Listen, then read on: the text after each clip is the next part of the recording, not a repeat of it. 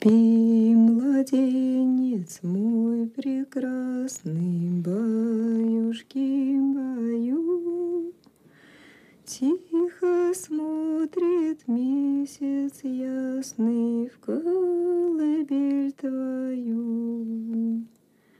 Стану сказывать я сказки, песенку спою. Ты ж дремли, закрывши глазки, баюшки, баю. La primera vez que oí pronunciar la palabra checheno, yo tenía 5 años. La palabra surgía de una dulce nana que me cantaba por las noches mi abuelo ruso.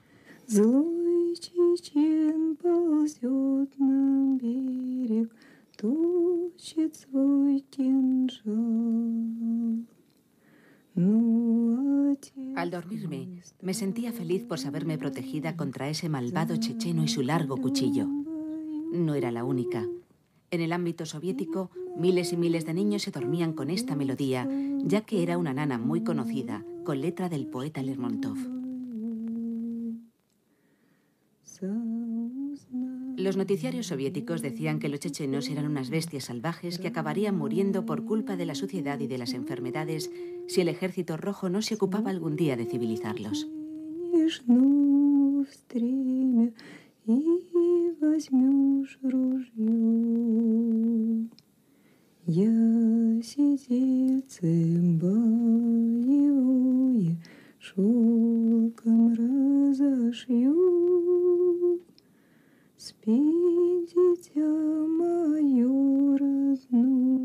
Para llevarlos hacia la cultura soviética era necesario, por supuesto, alejarlos del Islam y de sus tradiciones salvajes. Cierre de la escuela musulmana. Así como deportarlos. En 1944, el pueblo checheno fue deportado en su totalidad.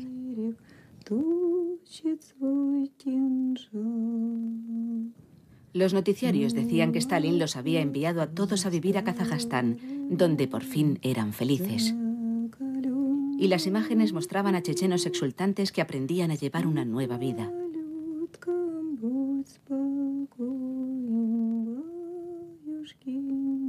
Descubrí Chechenia por primera vez después de la desintegración de la Unión Soviética, cuando me enviaron como periodista a ese minúsculo país del norte del Cáucaso que se había autoproclamado independiente y quería desgajarse de Rusia. Llegué a Grozny en 1994, 4 meses antes de la guerra, en el momento de los festejos por la independencia.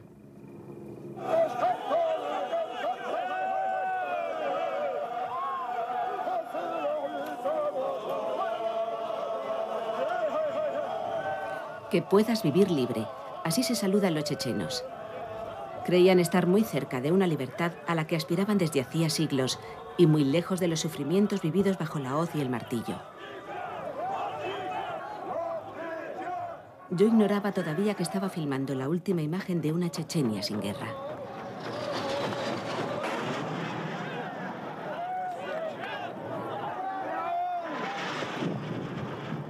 Una operación policial para restablecer el orden constitucional. Ese fue el nombre oficial de la Primera Guerra. Una guerra filmada, escrita, fotografiada. Igual que los demás enviados especiales, yo daba testimonio de lo que veía, hasta que dejé el trabajo de periodista. Pero las imágenes me volvían sin cesar a la memoria, produciéndome una amargura indecible y un gran sentimiento de culpabilidad por haberlo abandonado todo. En 1999 se desencadenó una nueva guerra en Chechenia. Mis antiguos colegas volvieron a cubrir el conflicto y yo regresé para verlos, sabiendo que cada uno de ellos llevaba heridas invisibles causadas por las guerras y que un dolor extraño latía detrás de sus obligaciones. Yo quise unir el pasado al presente, volver a ver sus imágenes y comprender.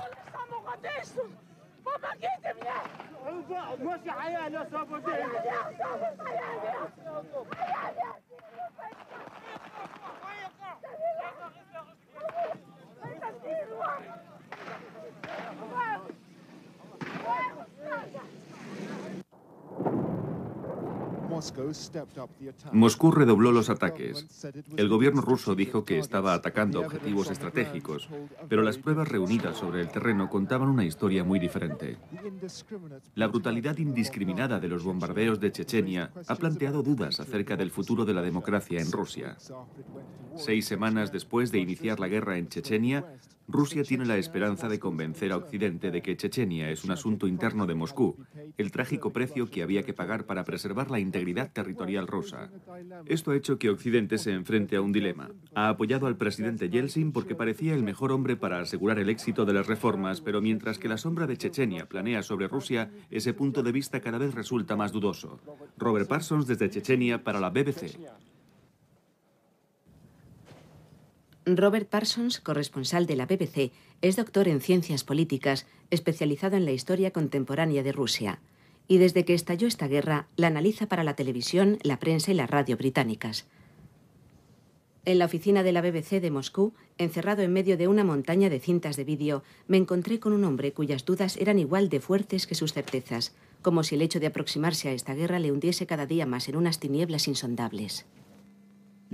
Nada es sencillo, jamás lo es. Es fácil decir que los rusos están completamente equivocados y que deben responsabilizarse en serio de todo lo que ha ocurrido en Chechenia.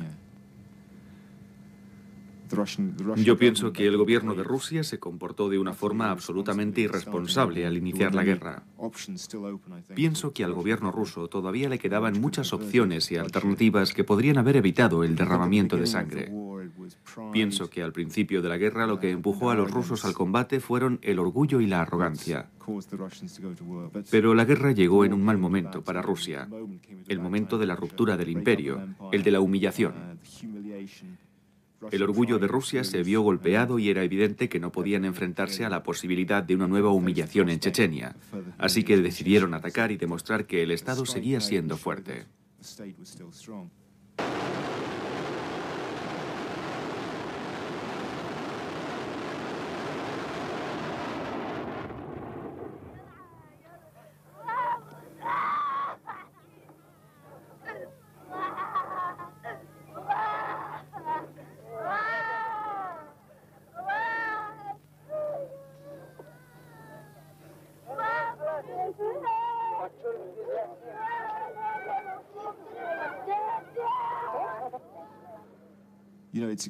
Para mí, en tanto que ciudadano británico, resulta sorprendente observar a los rusos en Chechenia y ver la cantidad de bajas que están dispuestos a sufrir y el tipo de privaciones que están dispuestos a imponer a sus soldados, que son unos muchachos muy simples que se creen la mayor parte de las cosas que les cuentan.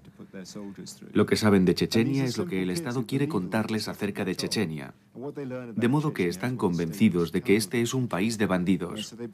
Y cuando se marchan del país, tal vez sienten más odio por lo que han dejado atrás, porque lo único que han conocido ha sido chechenos que disparaban contra ellos, chechenos que trataban de mutilarlos, chechenos que a lo mejor torturaban a sus compañeros cuando los capturaban.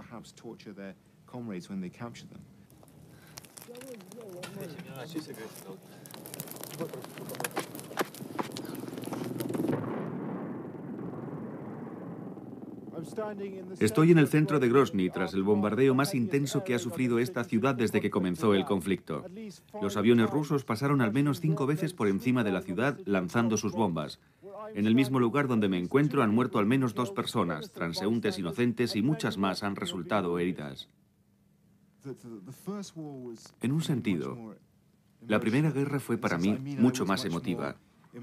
Quiero decir que en la Primera Guerra yo estaba mucho más comprometido emocionalmente porque la había visto venir desde mucho tiempo atrás.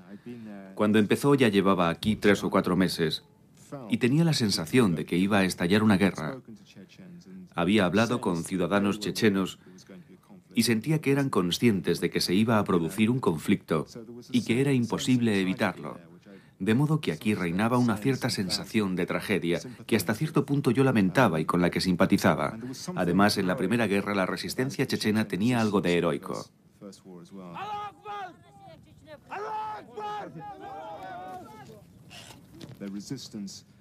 Era la resistencia contra una fuerza abrumadoramente superior a la suya. Su moral, casi inquebrantable, solo te podía impresionar. Y cuando ganaron la guerra, Lo hicieron atacando desde una posición casi imposible, echando a los rusos de Grozny y derrotándolos, obligándolos a abandonar el país. Fue algo increíble, con un punto muy conmovedor.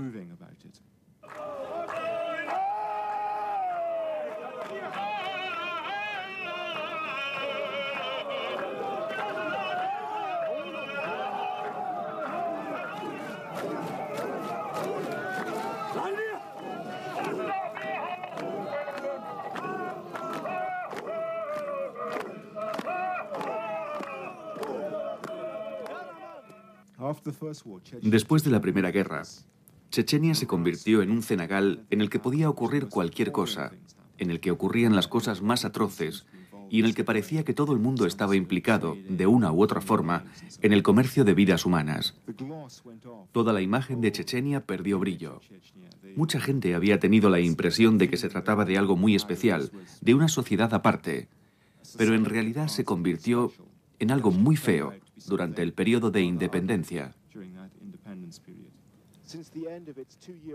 Desde el final de sus 2 años de guerra con Rusia, Chechenia se ha convertido en la capital mundial de los secuestros. Cada año secuestran a cientos de personas. La Unidad Especial para la Lucha contra los Bandidos presume de tener un elevado índice de éxito contra los secuestradores, pero su fracaso en la liberación de rehenes extranjeros sigue empañando la reputación internacional de Chechenia. Me gustaría saber por qué, realmente por qué, la sociedad chechena no consiguió cuajar entre las 2 guerras. ¿Se debió simplemente a que la sociedad chechena es incapaz, debido a sus estructuras internas, de crear un Estado que funcione?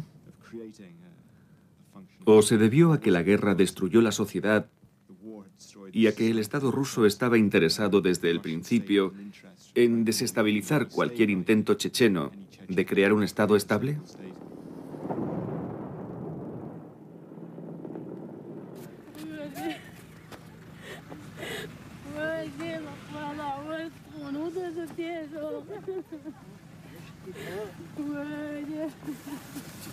Maldito sea el ejército ruso, malditas sean todas las generaciones de rusos.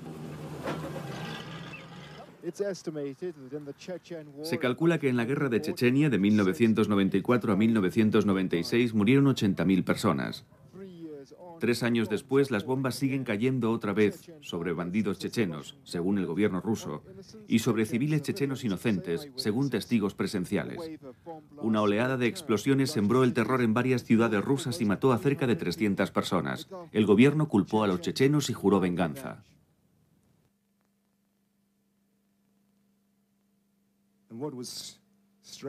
Lo extraño del asunto, y lo que hizo que la gente se plantease muchas dudas, fue la rapidez con la que respondieron no solo el primer ministro Putin o el alcalde de Moscú, Yuri Luskov, sino todos los políticos rusos más importantes, diciendo: los responsables son los chechenos.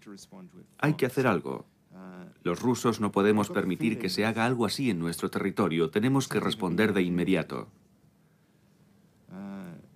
Daba la impresión de que se trataba de un montaje. Habían llegado a la conclusión inmediata de que los responsables eran los chechenos, sin presentar una sola prueba.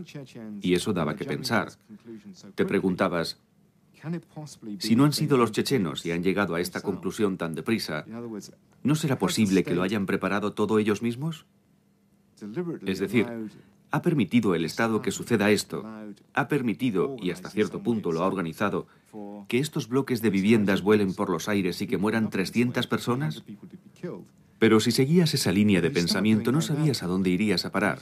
Es tan inimaginablemente espantoso que el Estado pueda hacer algo así a sus propios ciudadanos que no quieres seguir por ese camino, así que dejas de pensar.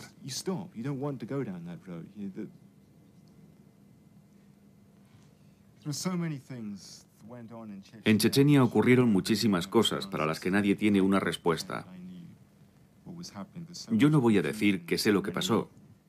Había tanta confusión, tantas variables en juego, que muchas veces pensaba que no tenía ni la menor idea de lo que estaba sucediendo. Puedo hacer suposiciones y decir que todo se reduce a la lucha por hacerse con el petróleo, o que se trata de la lucha entre varios grupos de intereses rusos que ganan un montón de dinero con los secuestros, o que tal vez se trata de los servicios de seguridad rusos que intentan comprometer a los chechenos para encontrar la forma de entrar en guerra con Chechenia, o quizás se debe a que Chechenia se ha descontrolado. Puedes hacerte todas estas preguntas, pero si eres honesto contigo mismo, sabes que solo estás haciendo conjeturas, que no hay una respuesta clara y que no hay ninguna prueba. En cualquier conflicto, en cualquier lugar, se producen manipulaciones. Siempre ha sido así, es una parte de la guerra. Y en este país la manipulación es la esencia de la política.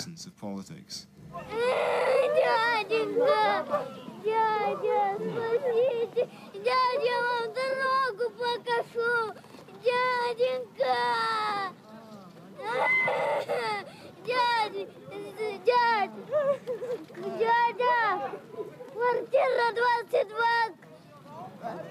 Пустите! Квартира 22, квартира 93. Дядя, спасите! Дядя, вот мой дедушка лежит. Дяденька! Дядя! Дядя!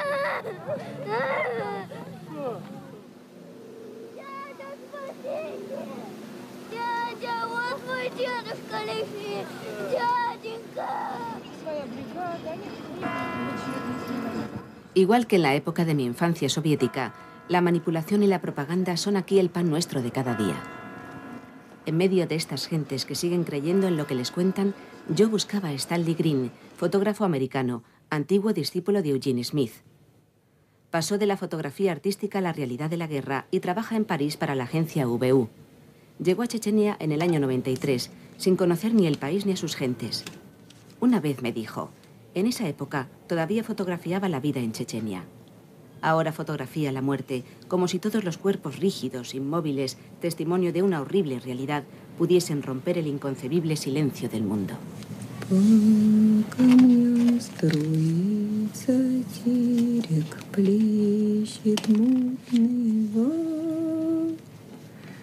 Злой чечен ползет на берег, точит свой кинжал.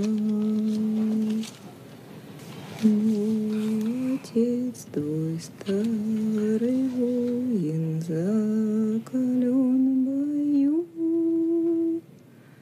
Спи, малютка, будь спокойна. Once upon a time, there was Érase una vez un lugar llamado Chechenia, these evil y entonces unas gentes malvadas bajaron del cielo y todos sus habitantes desaparecieron.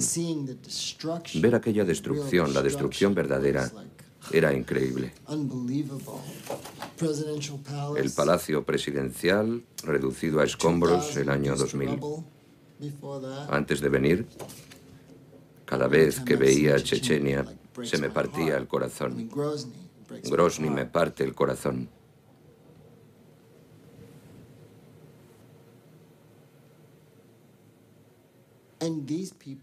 Esa gente sigue muriendo. Fueron deportados en 1944 con la excusa de que habían colaborado con los nazis. Pero la verdadera razón era que Stalin odiaba a los chechenos. Ahora han vuelto a deportarlos. He visitado los diferentes campos y campamentos. Yo no había nacido en 1944, pero puedo asegurar que a mí me parece como un déjà vu, y Occidente no hace nada.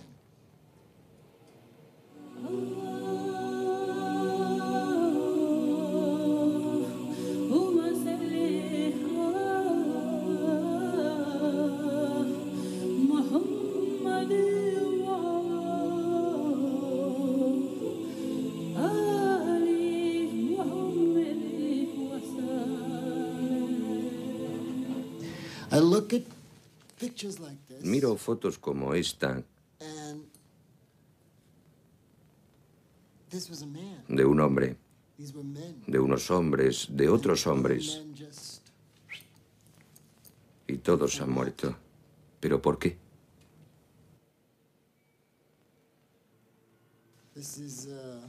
This is Marika. Esta es Marika. And her mother, Su madre, siguiendo su instinto maternal, se echó encima de ella cubriéndola con su cuerpo. and the only parts that were exposed La bomba la mató y le arrancó las piernas a Marika. when her mother was killed. Era la única parte de su cuerpo que su madre había dejado al descubierto. This was in 95. Eso ocurrió en 1995. Puede que esté viva o puede que esté muerta. Anya is A Anya la conocí en unas circunstancias muy extrañas en enero del 95.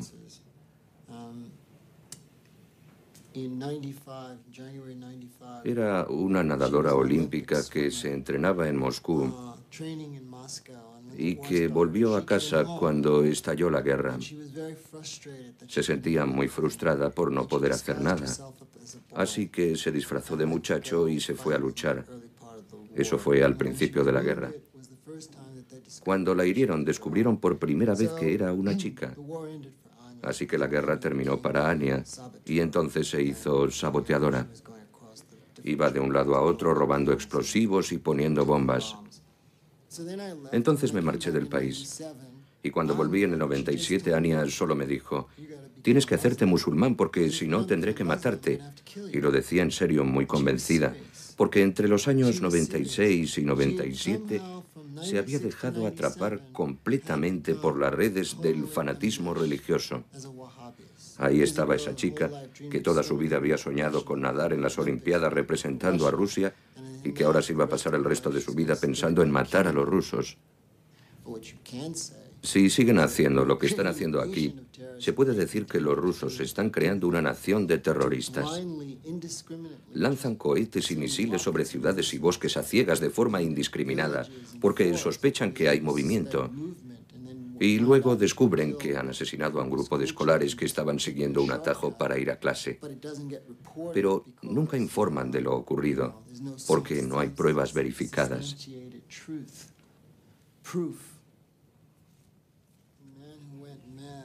Este hombre se volvió loco. Su casa fue bombardeada, su familia fue asesinada y él sobrevivió. Enloqueció debido al sentimiento de culpabilidad, o vaya usted a saber por qué. Lo único que quedó de su casa fue una silla de la cocina y empezó a ir de acá para allá llevando la silla encima de la cabeza para protegerse. Un día atravesaba el pueblo de Minutka y bajó la silla por algún motivo, quizás para ver por dónde iba, y un francotirador le alcanzó en la cabeza. Así que tal vez estaba en lo cierto. Quizás la silla era su protección. Lo extraño de la guerra de Chechenia es que te levantas a las 7 de la mañana, desayunas y te pones en marcha.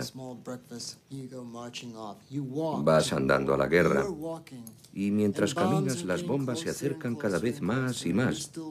Y tú sigues andando y andando hasta que llegas al lugar al que quieres llegar, que por lo general es un edificio alto. Y te sientas allí esperando a que lo alcancen los proyectiles. Y luego, cuando lo han alcanzado, te acercas y fotografías a los que han matado. Después, al cabo de un rato, te aburres y vuelves otra vez andando. Por regla general, vuelves muy deprimido y muy asustado porque el momento más peligroso es el de la vuelta. Vas arrastrándote contra las paredes, pero sabes que a la vuelta de la siguiente esquina hay té, hay un hogar y hay seguridad. Pero das la vuelta a la esquina y te golpea la realidad. Ves a un hombre con el que compartiste un cigarrillo o tuviste una conversación unas horas antes, con las piernas arrancadas por una explosión.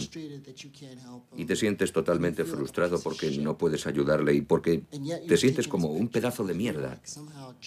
Y a pesar de todo, le sacas una foto porque de alguna manera te justificas diciéndote que el mundo tiene que saber lo que está ocurriendo en este país. Aunque en el fondo es mentira porque en realidad se trata solo de un reflejo provocado por lo aterrorizado que estás. Pretendes alejarte de lo que te rodea. Utilizas tu cámara como una especie de escudo y te dices, estoy a salvo, estoy bien y no ocurre nada. Mientras rezas a Dios para que no te caiga encima una bomba. Y a través de la cámara estás mirando a ese hombre que sabes que está acabado mientras te dices que tú estás bien, que aún tienes tus dos piernas.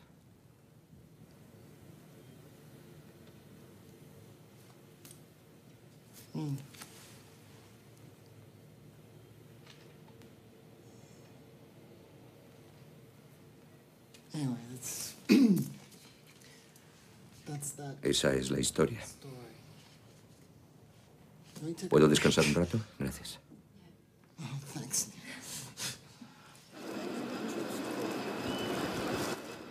Ahora, Chechenia está cerrada a los medios de comunicación y las únicas visitas autorizadas se realizan bajo el control del ejército ruso. En Moscú me reuní con Sophie Shihab, corresponsal del diario Le Monde, que acababa de regresar de un viaje clandestino a Chechenia. Durante la Primera Guerra, Sophie cruzaba los controles rusos disfrazada de mujer chechena, en autobús o a pie, junto con otros civiles. Ahora esos viajes solitarios se han vuelto muy peligrosos.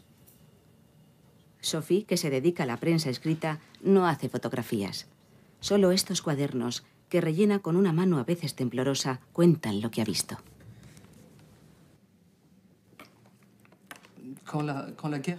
Cuando empezó la guerra, la gente no sabía, no imaginaba en absoluto lo que iba a ocurrir. Me acuerdo de que la escalada de la guerra me parecía inevitable. Tenía el presentimiento de todo lo que iba a ocurrir y me sentía muy responsable de todo lo que escribía. En tanto que pensaba que era la única que sabía más o menos lo que se avecinaba. Me acuerdo muy bien de la enorme frustración que sentía cuando hablaba y advertía de que los rusos tal vez iban a entrar, a bombardear y a ocupar la ciudad. Pero que las cosas no acabarían ahí, sino que ese sería el comienzo de una historia trágica y terrible. Pero nadie escuchaba mi mensaje. Los fantasmas de Grozny. ¿Queda muy lejos Grozny? Ya hemos llegado. Komsomolskoe, la aldea arrasada de los 600 cadáveres. Esperaba una reacción y pensaba que no solo los chechenos, sino todo el mundo, Europa incluida, estaría muy interesado en poner un freno a esa barbarie que se estaba desarrollando en nuestras mismas puertas.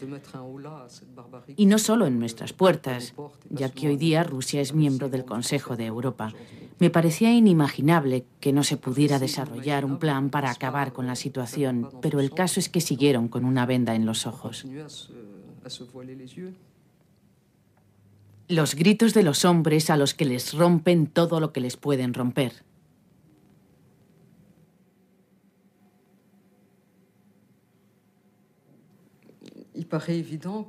Parece evidente que esta voluntad de acabar con el problema checheno tiene algo de genocidio. Sé que es una palabra difícil de utilizar, pero en cualquier caso, en esta guerra se han visto elementos que evidenciaban una voluntad de genocidio.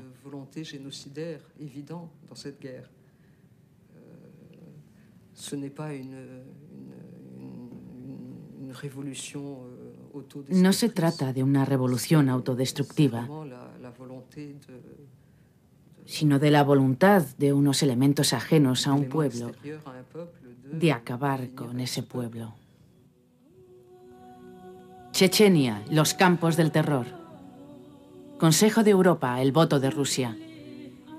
Chechenia, la tortura cotidiana en los campos de filtración. En el caso de la guerra de Chechenia, es muy difícil conservar la objetividad, mantener una postura equilibrada. No tanto porque la muerte y el sufrimiento no son jamás objetivos, sino más bien debido al peso de la manipulación de la desinformación en esta guerra, que en mi opinión supera a todo lo que se ha visto en ninguna otra parte. Sé que todo el que ha estado en Chechenia y se ha ocupado un poco de esta región conoce las torturas sistemáticas y masivas de los rusos contra los chechenos, aunque por supuesto no hay documentos para poder demostrarlo. Todas las cosas que vieron los periodistas y que contaron por escrito, de las que no hay ningún testimonio visual, son muy difíciles de presentar como pruebas frente a la forma en que los rusos utilizan los medios de propaganda moderna. Siempre se tiene la impresión de estar a 10.000 leguas de la realidad. Más allá de las cosas que se pueden comunicar, y uno se siente responsable de no ser capaz de romper esta especie de conspiración de silencio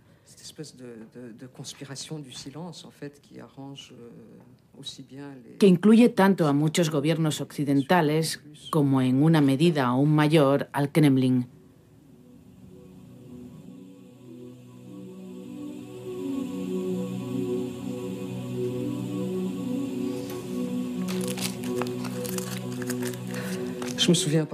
Me acuerdo, por ejemplo, de aquella carta que cayó en mis manos por pura casualidad, escrita por uno de los guardianes de la siniestra prisión o centro de filtración, como dicen los rusos, de Chernokozovo. Era una carta escrita en las hojas de un cuaderno escolar por un guardián que estaba asqueado de lo que veía y de lo que sin duda le obligaban a hacer. Era como un grito del corazón, como un mensaje en una botella, en el que contaba el trato inhumano al que sometían a unas personas que, según decía, eran inocentes. Y el guardián decía, si alguien puede poner fin a esta situación inhumana, que haga algo. Yo se la envié a Memorial, la Organización Rusa para los Derechos Humanos, y la leyeron por la radio. Fue como una bocanada de aire, como un poco de verdad en medio de todas las mentiras de esta guerra. Aquí los destrozan, literalmente. Hay que oír sus gritos, esos gritos de hombres fuertes a los que les rompen todo lo que les pueden romper. Algunos los sodomizan o bien los obligan a hacerlo entre ellos. Si existe un infierno, está aquí.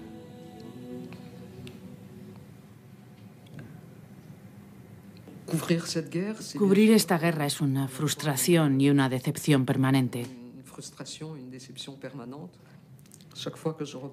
Cada vez que vuelvo a Chechenia o a esa zona, siempre lo hago arrastrando los pies, con una sensación espantosa de pesadez.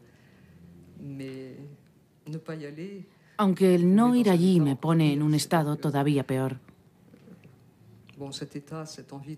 Pero esas ganas de no ir, de no comprometerse, cambian en cuanto llegas, en cuanto te encuentras rodeada de chechenos que no tienen ninguna posibilidad de decidir si van a seguir allí o no. Y te dices que tus problemas como periodista son en realidad muy secundarios. El hecho de que no acabes de encontrar la forma de escribir y presentar las cosas tal y como son. Y te marchas de allí sabiendo que va a seguir ocurriendo lo inevitable, que va a seguir habiendo bombardeos, que toda esta historia insostenible va a continuar igual que hasta ahora. Estas son las ruinas bombardeadas de Grozny, la capital de Chechenia.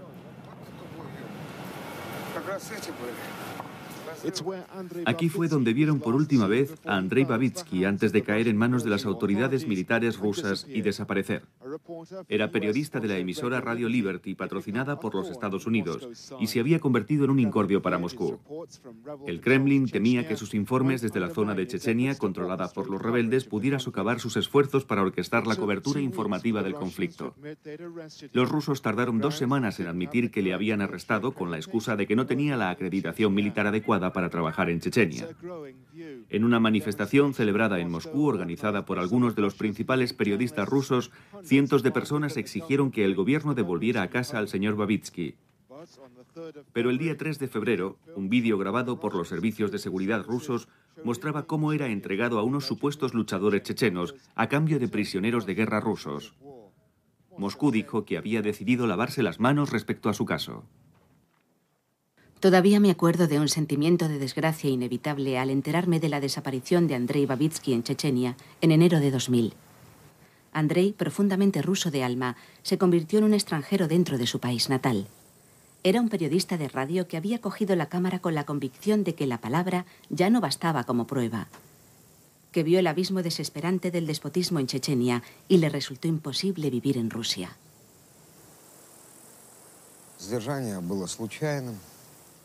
Me detuvieron por casualidad, solo porque no había elegido el buen camino para salir de Grozny. A continuación, todos los acontecimientos estuvieron dirigidos por Moscú. Y de no haber existido todas esas reacciones de protesta con las que el poder no contaba, yo no habría salido vivo de Chechenia.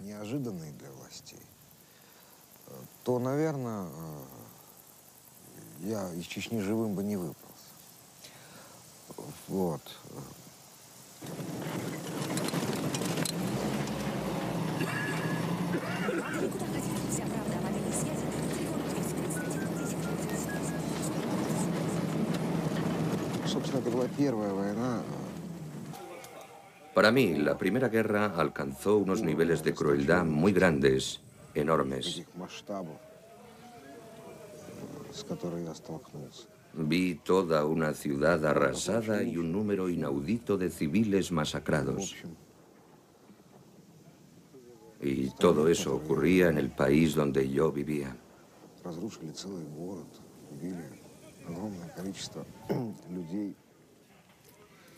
Quería saber quién era el responsable.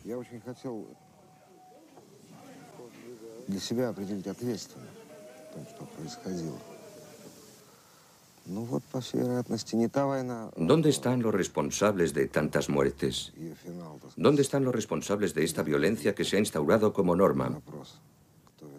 Pero al final, ninguna de las dos guerras me ha dado respuestas.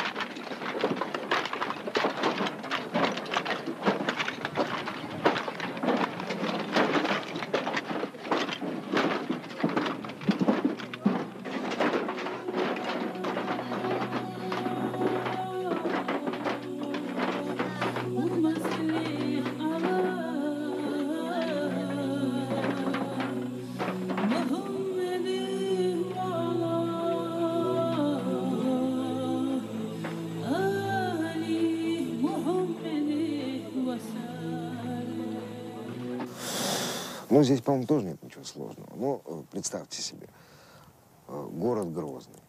Imagínense la ciudad de Grozny, cercada por todas partes, castigada por la artillería, bombardeada por la aviación.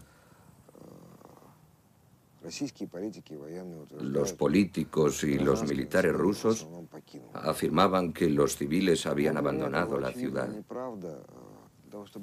Pero yo estaba convencido de que era mentira, y para demostrarlo tenía que estar en el lugar de los hechos.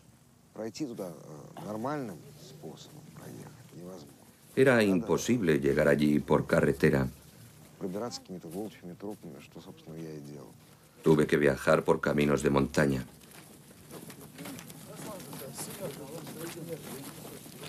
Значит, в целях безопасности журналисты, значит, будут держаться вместе, и они будут в конце строя. В конце строя, в целях безопасности.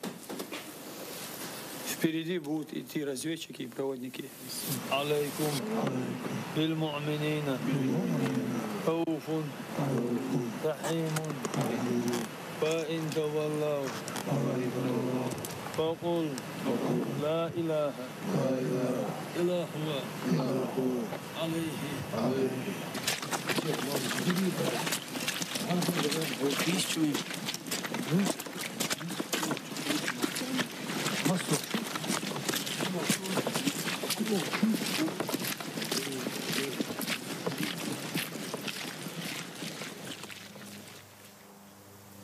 Грозном, я должен сказать, Al llegar a Grozny tuve la impresión de estar en Leningrado durante el bloqueo de la Segunda Guerra Mundial. Ленинград, блокированный Ленинград во время Второй мировой войны. Никто ничего не понимал. Никто не Nadie понимал, entendía когда nada. это закончится. Никто не понимал, No sabían por qué seguían bombardeando a los civiles, ni убивать cuándo acabaría todo. людей, которые еще живы. Вот. Я говорил с девочкой, которая учится. Hablé con una niña de pocos años, В подвале я una niña rusa en edad escolar que encontré en un sótano donde se refugiaba la У меня gente. не было вообще представления о том, что война когда-нибудь закончится. Война — это такая жизнь. No sabía que la guerra podía Я думал, terminar что algún она вполне día. могла предполагать, Para ella la guerra era la vida normal. что это такая жизнь на всю жизнь. Я спросил ее, что она будет делать после войны, если война закончится. Она сказала, гулять по улице. Вот Le pregunté qué iba a hacer si la guerra terminaba algún día, у нее осталось к y этому ella me моменту contestó одно que небольшое pasear дело. por la calle. То есть для нее нормальная Llevaba жизнь un была mes encerrada en aquel sótano связана с y solo le quedaba ese mínimo deseo. Para ella la buena vida se asociaba a dar un simple paseo por la calle.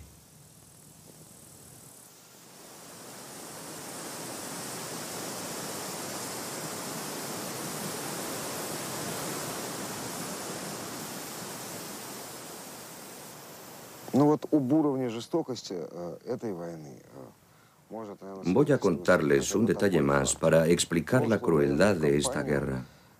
чеченцы En la Primera Guerra, los chechenos eran muy respetuosos con sus prisioneros. отдавали их родителям, Trataban de mantenerlos con vida decentemente y los содержать их cuidaban. более или менее цивилизованно. К этой войне ситуация абсолютно La situación изменилась, cambió por потому completo durante la Segunda что Guerra. если в прошлую войну мягкость могла произвести впечатление на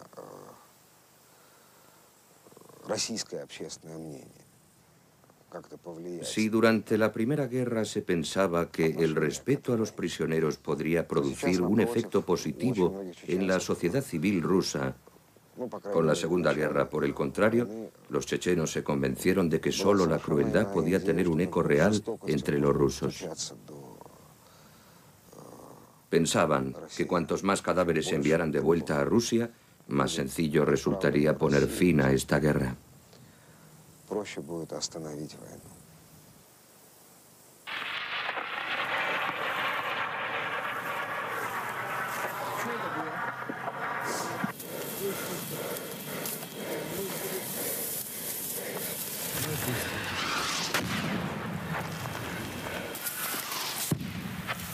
Спустить на чего-то. Андрей, съебываем. Иван, снайпер. А где снайпер? Я не вижу. Вон. Постой, чего?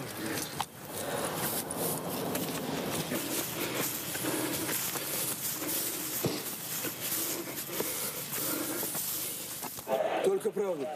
Где украли вещи? Вон туда. Вон туда. Вон туда. Не бойся, не Где твой командир? Да мы не собираемся тебя расстреливать, не собираемся с тобой ничего делать. 19-летний. Ты посмотри на себя. Посмотрите на бойцов чеченского сопротивления. Пожалуйста, посмотрите на них. Посмотрите на них. И пусть Путин делает вывод из этого. Езжай домой к Путину, передай ему то, что он показал чеченскому народу. Пусть он показывает это русскому народу.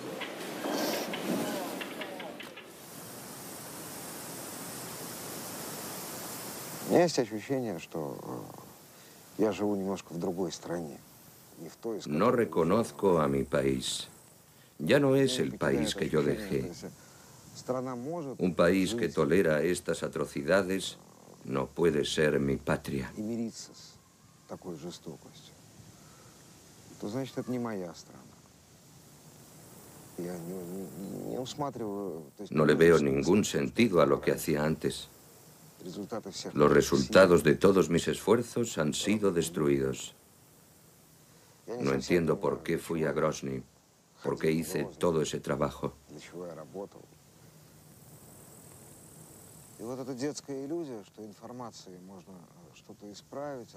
Ya no creo en esa ilusión ingenua que me hacía creer que la información puede cambiar el mundo.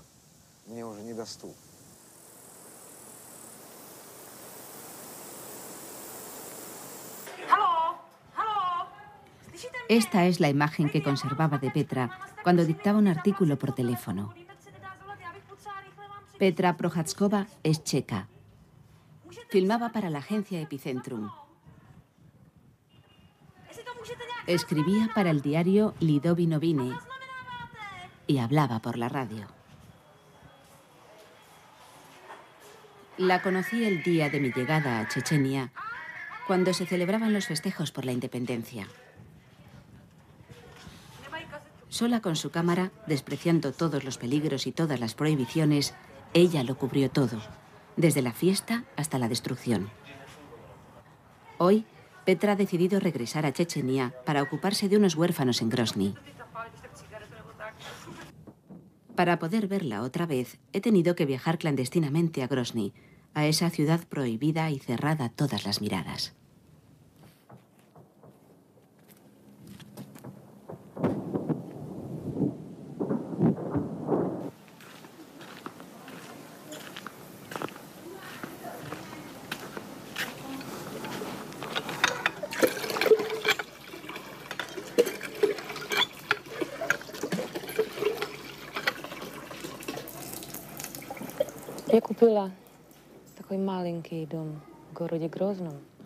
Me compré esta casita en Grozny y vivo como los demás habitantes de esta ciudad. Conozco esta ciudad desde hace mucho tiempo, desde antes de que la destruyeran. En aquella época no se me había pasado por la cabeza el comprar una casa aquí, porque entonces podía ir y venir. Pero ahora tengo ganas de quedarme todo el tiempo posible para ver cómo son las cosas y para poder hacer algo. Los vecinos de esta casita que me he comprado saben que ahora tengo exactamente los mismos problemas y las mismas dificultades que ellos con el agua, la electricidad o el gas.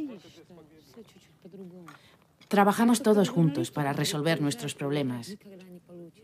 Cuando eres como ellos, ves las cosas de otra forma, lo que es imposible para un periodista que va y viene sin cesar.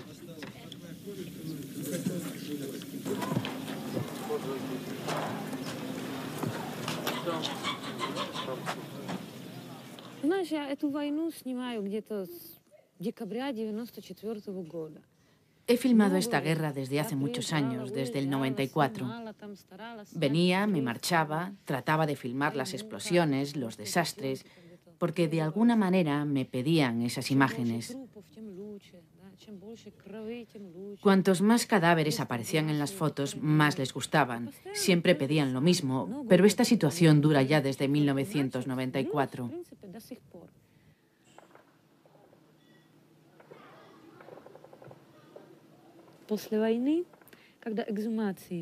Después de la Primera Guerra fui a filmar las exhumaciones.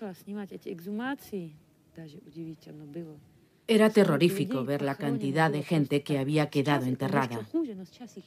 Ahora es todavía peor, pero a nadie le preocupa.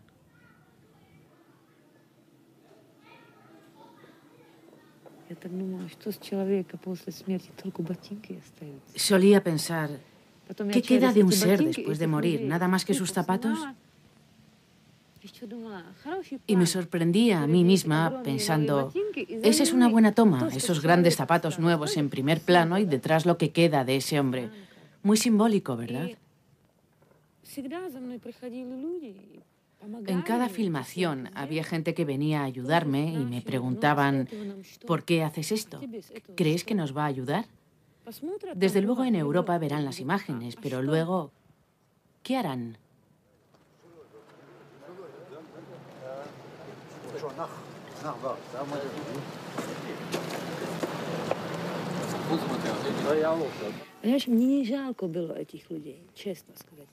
Yo no sentía piedad por esas gentes y dudo mucho que los periodistas sientan piedad por ellas. Ellos solo venden imágenes o artículos y tal vez después sientan algo, pero lo primero que les mueve es el trabajo. A mí también me pasaba eso mismo.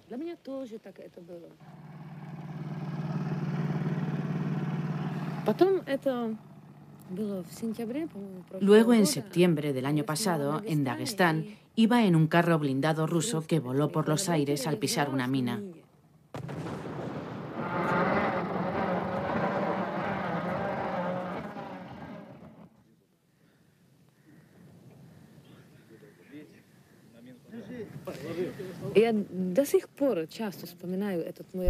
Me acuerdo de la conversación que tuve con mis superiores de la televisión checa en Praga. Les llamé y les conté que acababa de saltar por los aires por la explosión de una mina y que la cámara no había dejado de grabar. Y ellos me dijeron, es perfecto. Yo esperaba que me preguntasen si me había ocurrido algo, si había habido alguna víctima. Y la verdad es que hubo una víctima, murió un soldado. Recuerdo cómo bajaron el cuerpo y lo que quedaba de las piernas, que goteaban sangre sobre la carrocería del carro blindado.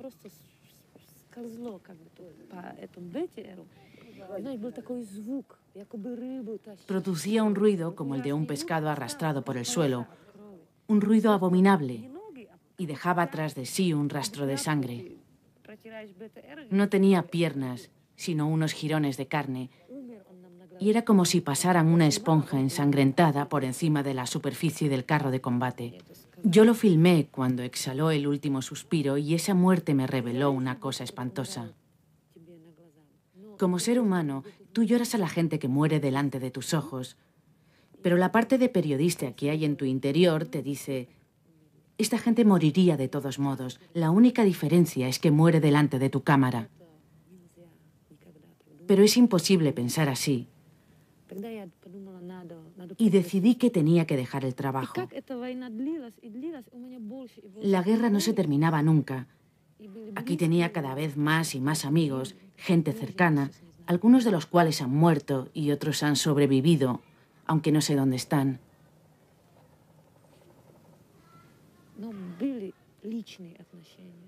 Pero teníamos auténticos lazos de cariño entre nosotros, porque no puedes vivir aquí durante meses, durante años y seguir separado de la gente por una especie de muro. Ya no sé muy bien qué me pasó, pero sé que pensaba que esta guerra se estaba convirtiendo también en mi guerra, porque yo no era de esos que se mantienen al margen mientras filman. De alguna manera, yo formaba parte de lo que estaba sucediendo. Mi trabajo se convertía en un pretexto para venir aquí y pensé que era posible trabajar en algo más modesto, como este orfanato de Grozny. Aunque quizás es mucho más importante el orfanato para cuidar de estos 50 niños que anunciar al mundo entero que aquí hay una guerra que no lleva a ninguna parte. Y aquí veo que estos niños por lo menos comen. Ahora deseo simplemente escapar de todas esas mentiras que me contaba a mí misma cuando me decía que realizaba una acción grandiosa a favor de la humanidad, deteniendo la carnicería gracias a mi cámara. Pero comprendí que eso no era verdad. Esta guerra es injusta y cruel, porque todos los problemas que existían se podían resolver de alguna forma diferente. Ahora a esto lo llaman una operación antiterrorista. Me han advertido de que no haga política, pero decir esto no tiene nada que ver con hacer política. Se trata de una absoluta y total estupidez y todo el mundo lo sabe. Yo sé que esta guerra va a continuar, no solo hasta que acaben con algunos terroristas, sino hasta que no haya más que un rebaño de personas obedientes que hagan todo lo que se les ordene desde arriba. Eso es lo único que quieren en Moscú. Todas las noches oigo caer los obuses. Esto va a durar mucho.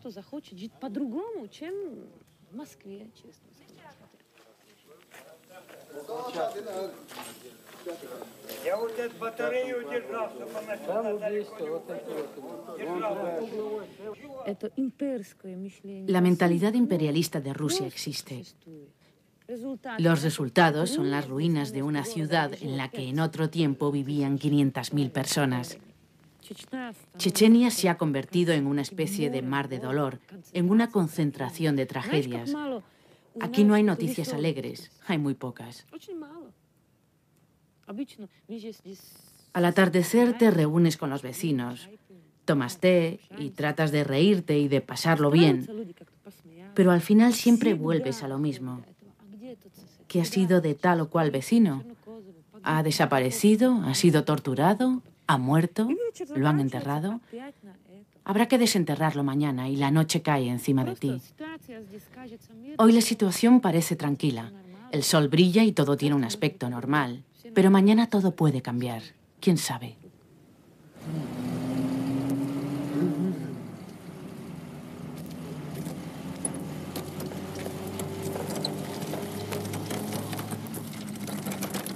Спи, младенец мой прекрасный, баюшки баю. Тихо смотрит месяц ясный в колыбель твою. Стану сказывать я сказки, песенку спою. Ты ж дремли, закрывши глазки, баюшки баю. По камням струится терек, плещет мутный вал. Злой чечен ползет на берег, точит свой кинжал. Ну, отец твой, старый воин, закален в бою. Спи, малютка, будь спокоен, баюшки